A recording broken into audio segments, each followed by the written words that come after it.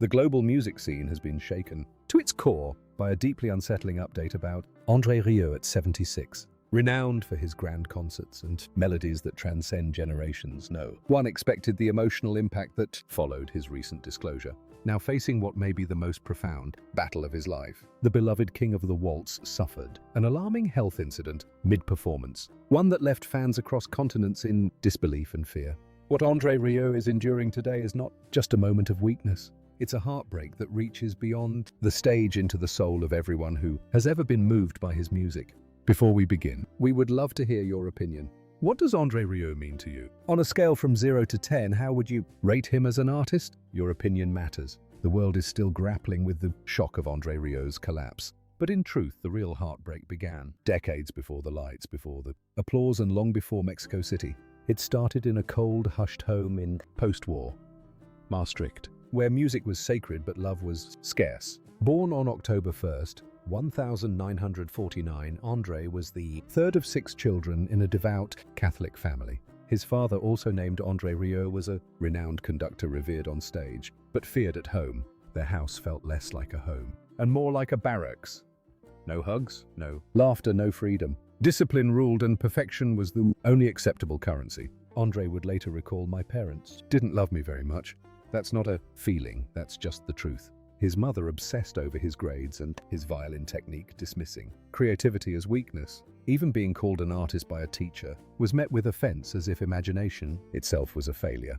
But at age 5, a quiet miracle happened. He met his first violin teacher, a graceful 18-year-old whose hands spoke with emotion he had never known. He didn't yet understand romance, but he felt awe. Her bow gave voice to a kind of feeling he had never been allowed to express. And he fell in love. Not with her, but with the freedom her music offered. While other children struggled with scales, André discovered vibrato. Not because he wanted to master the instrument, but because he finally felt something stirring inside. Yet joy had a cost. In the 1960s, as a teenager, his passion for waltzes and light classical music clashed violently with his father's rigid, artistic ideals.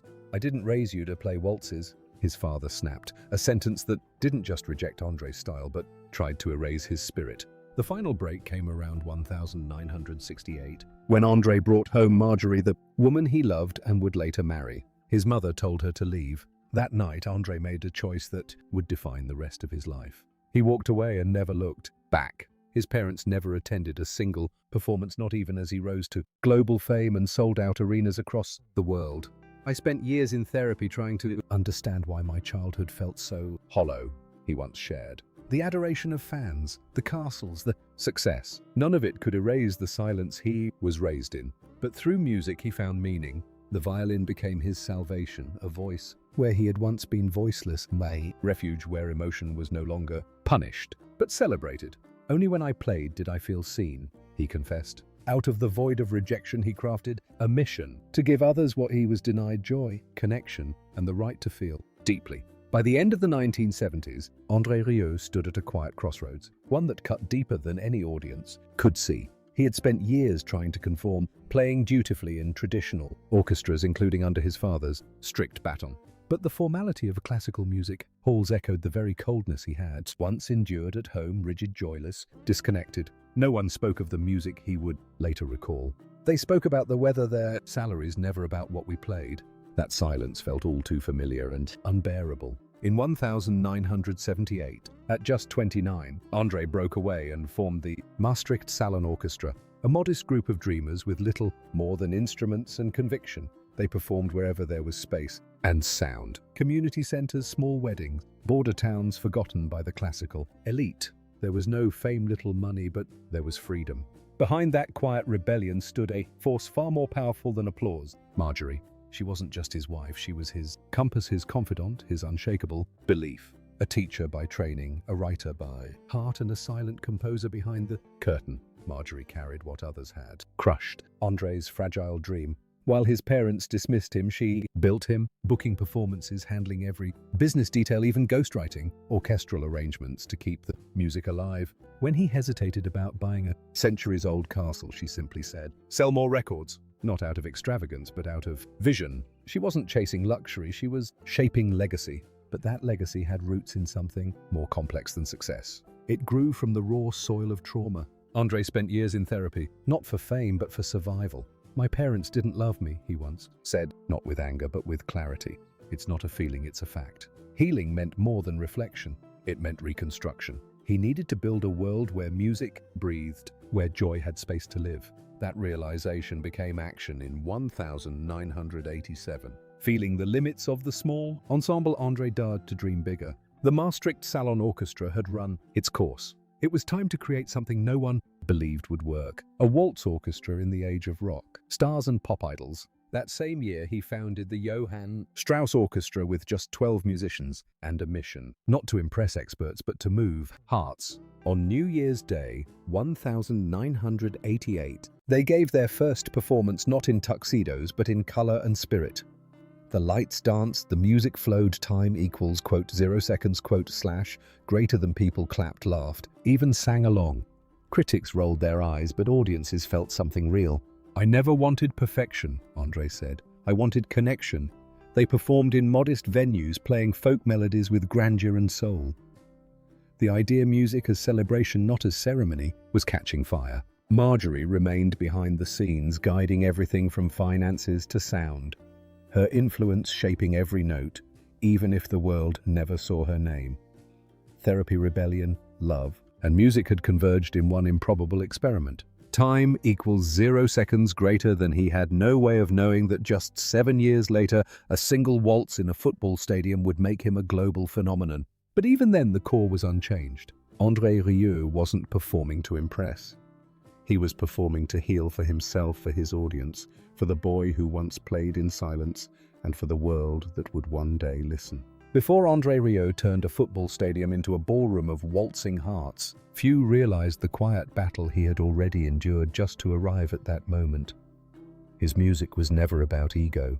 It was born from the silence of a childhood starved of love, and from a stubborn belief that emotion belonged at the center of classical music, not at its margins.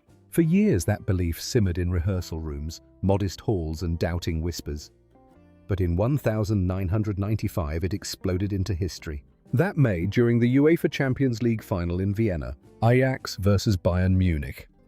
André stepped onto the pitch with his Johann Strauss Orchestra and did the unthinkable. Time equals, quote, 0 seconds, quote, slash, greater than with over 300 million people watching across Europe. They played Shostakovich's Waltz No. 2 as the halftime show. What followed was not just music, it was transformation.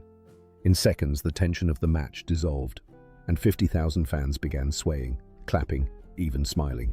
A football stadium had become a waltz hall. Classical music had never felt so alive, or so free. Ajax scored at just the right moment, André would later joke. It was perfect timing. But behind that smile was a seismic shift no one could have predicted. Within days, over 200,000 CDs flew off the shelves. Strauss & Company, a quiet release from the year before, suddenly shot to number 1 in the Netherlands and stayed there for 19 weeks. An unheard-of feat. It went on to sell over 3 million copies worldwide. Germany welcomed him next. Then Australia, where nearly 90,000 people filled stadiums over just 3 shows.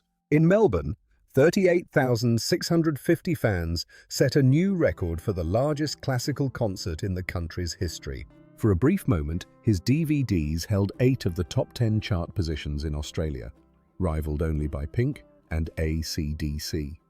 But this meteoric rise came with resistance. Traditionalists bristled.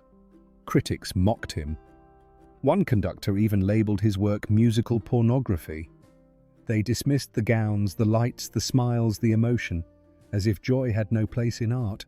But while they sneered, families dressed up, danced in aisles, and wept in their seats. They didn't see a spectacle. They saw sincerity. André had opened the doors to a form long trapped behind velvet ropes. He brought beauty back to the people who, "You know that solemn atmosphere in classical concerts," he once said. "That's exactly what keeps people away. With us, it doesn't exist." And he meant it. In 2008, he took his dream even further, building a full-scale replica of Vienna's Schönbrunn Palace, complete with fountains and chandeliers, and touring it across continents. The classical world was horrified, but the audience was enchanted. For them, it was magic made visible. And by 2010, it was clear. André Rieu was no longer just a violinist. He was a movement, a revolution in tales and tempo, waltzing through resistance and into the hearts of millions. The critics could write what they pleased. The people had already chosen, and André had already won.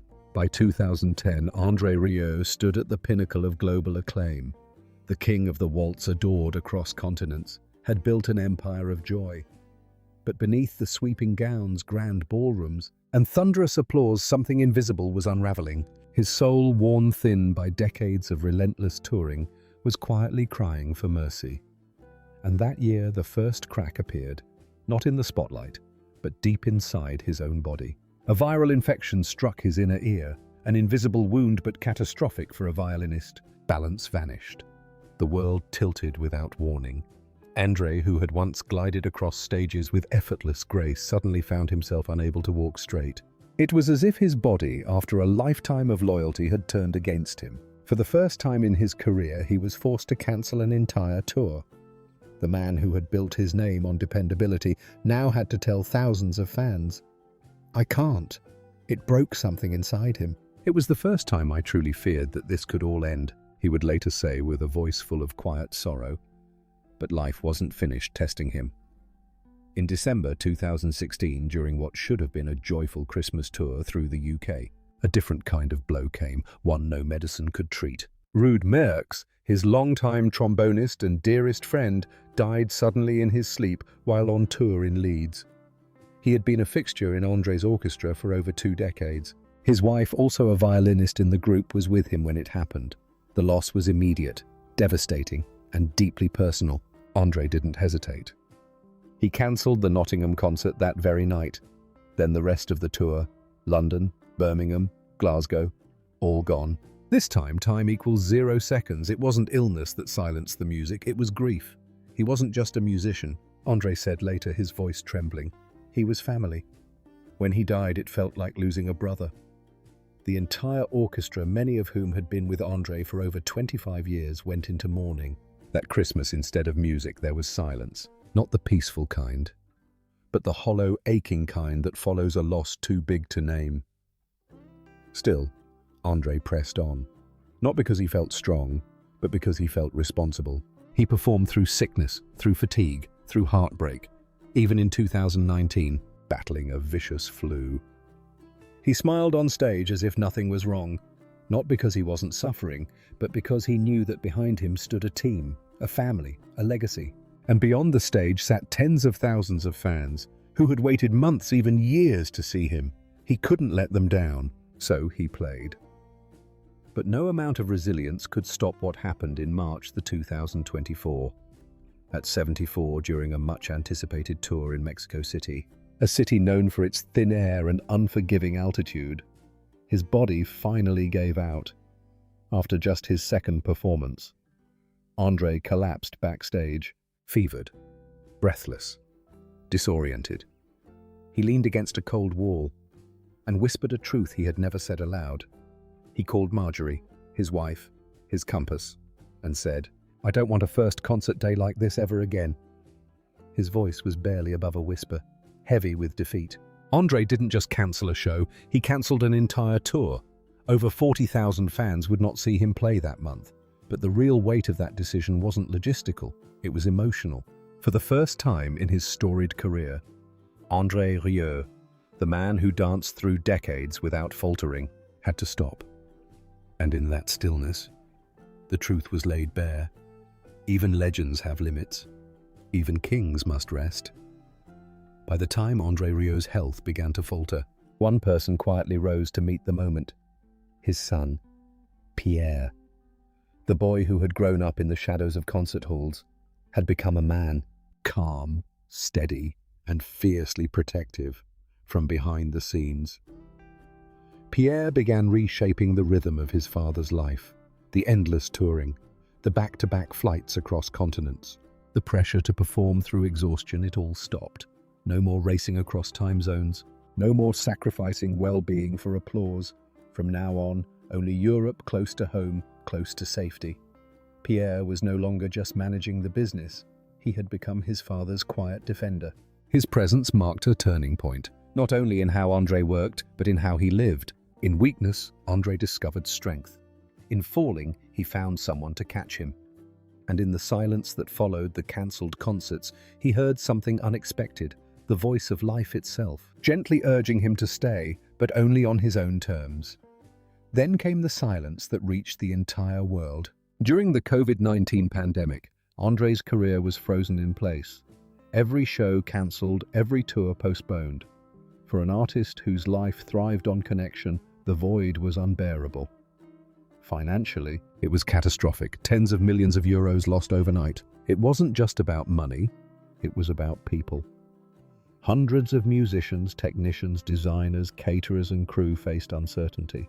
Yet André made a decision few others would have. He refused to let anyone go. Month after month, he paid every salary from his own savings quietly without publicity. At one point, he even listed his precious Stradivarius for sale. Not because he wanted to lose it, but because he feared losing everything. "I couldn't bear the thought of letting it go," he later said. "But I couldn't bear the thought of abandoning my people even more." Locked inside his castle, André wrote not to impress the world, but to survive it. In those long months of isolation, his compositions became his confessions. He poured into the music everything he couldn't say aloud, his fear, his gratitude, his grief. For the first time in decades, he slowed down. He breathed, he faced the quiet. And when the world reopened, he didn't just return to the stage, he returned transformed. In 2022 and 2023, his concerts carried a new weight. They were no longer just grand spectacles, they became moments of reflection, of vulnerability, of thanks. In Vienna, during one such performance, he paused, looked out into the crowd and said, "Every note we play tonight is a thank you for still being here." The audience didn't just cheer, they cried, because this wasn't the André Rieu of old. This was a man who had walked through fire and chosen softness instead of steel. And behind him always time equals, quote, 0 seconds, quote, / greater than was Pierre managing the chaos, guarding his father's peace, ensuring that every note could be played without pain. That same year, André quietly bought back the Stradivarius he had once nearly lost. It wasn't just an instrument, it was a symbol of survival. The castle that had once represented ambition now became sanctuary. There, surrounded by stone walls and silent halls, he wrote again. And from that solitude came a new suite first performed in Maastricht, where everything had begun. The crowd wept before it was over. He still joked about playing until 140, but his smile had changed. It now carried the calm of a man who knows that every concert could be his last and plays each one as if it were. Still he stood, still he played. Because for André Rieu, music was never about performance, it was life itself. In the tranquil town of Maastricht, where André Rieu's journey first took root, the famed violinist now lives out his days within the ivy-draped walls of a 15th-century castle. A spontaneous purchase he and Marjorie made during a holiday, never realizing it would become the soul of their world. It's more than a home. It's the beating heart of his musical realm. Designed with André's own eye for beauty, the castle blends Austrian sophistication, Bavarian warmth, and the romance of Venice. Beneath its vaulted ceilings and ornate chandeliers, melodies still echo quietly, constantly. But time has softened the man who once chased perfection with relentless intensity. Time equals, quote, 0 seconds, quote, / greater than at 76. André stands in a season of contemplation. Since his collapse backstage in Mexico City in early 2024, a moment that not only stunned his audience but forced him to confront his own limits, his life has shifted. The era of international tours and long-haul flights is over. His performances now remain close to home, almost exclusively within Europe. "I don't need to prove anything anymore," he confided to a close friend. "Now I only want to play with feeling and stay well enough to feel it."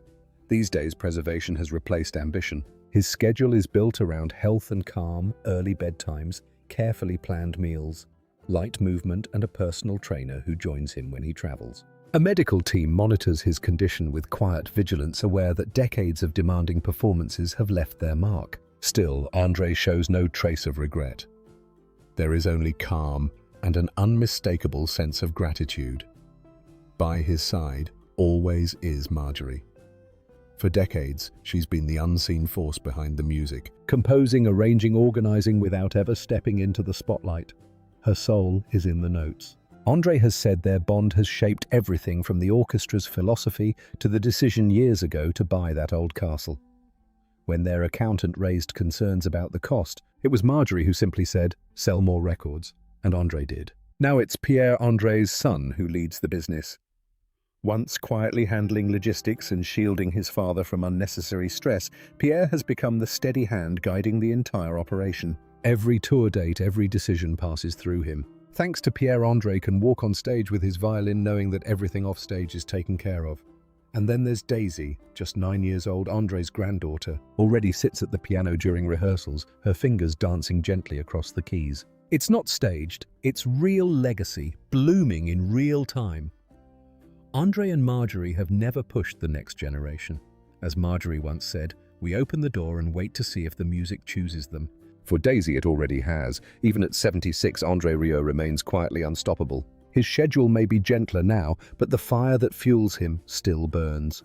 He continues to release new albums, oversee arrangements, and every so often gather his orchestra in the castle for surprise rehearsals that catch even his closest team off guard. But these sessions are no longer about acclaim or ambition. They're about joy, about presence, about honoring the memories that live inside each note he plays. The pressure of the past has faded. Today, André plays not to prove, but to feel, to connect, to remember. The fortune he nearly lost during the pandemic is now guarded with wisdom. With an estimated net worth of over $40 million, his empire is built not just on melody, but on foresight. He owns more than 80 properties across the Netherlands, not as a display of luxury, but as anchors of security. Bricks survive storms. He once remarked, thinking back to the days when he feared losing everything. In 2020, as the world shut down, he kept paying every one of his staff from his own funds. Not a single person was dismissed.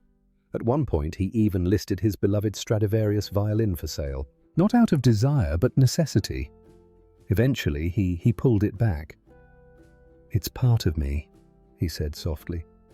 Letting it go would have meant letting go of something deeper than music. André's generosity often goes unseen, but never unfelt. In 2019, when a group of mentally disabled musicians had their instruments stolen, André quietly replaced everyone, nearly €20,000 worth, without any publicity.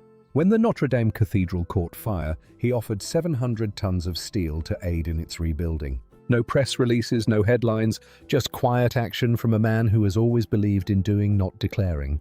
The André Rieu of today no longer battles to convince the world that light classical music is meaningful. He's done that, and far more. These days, each concert is a love letter to music, to memory, to everything he's survived and everyone he's lost. The upcoming 2025 Maastricht concert series, scheduled for July 18th, 19th and 20th at the iconic Vrijthof Square, is already drawing thousands of devoted fans. It's a return to the stage that birthed his legend, a place that now feels more like home than ever before. As the square is transformed into a glittering open-air ballroom, the world waits. Hotels are booked, flights are full, and for those lucky enough to be there, every note will echo as both celebration and potential farewell. This may well be his final grand performance on the global stage. He still jokes about playing until 140, but the warmth in his voice now carries the wisdom of someone who knows how fleeting time can be. Each bow stroke is a thank you, a quiet offering not to fame or fortune, but to life, to Marjorie, to Pierre, to the audience that has stood beside him for decades. And if after this summer the violin grows quiet, it won't be out of exhaustion. It will be because the story has been told. Time equals, quote, 0 seconds, quote, / greater than fully beautifully. There will be no grand farewell speeches, no curtain calls soaked in tears. If this is goodbye, it will come as André has always given everything else. Through music, through grace, through the hush of a waltz that lingers just a few moments longer than expected. Because his story was never about spotlight, it was always about soul. If André Rieu's music has ever touched your life, brought you peace, or stirred a memory, then now is the moment to give something back. Share this story. Leave a message. Let him know. Because as the world gathers once more beneath the summer sky of Maastricht, we will be watching too. And we promise to keep you updated. Because somewhere behind the velvet curtain and the golden violin, André is still listening.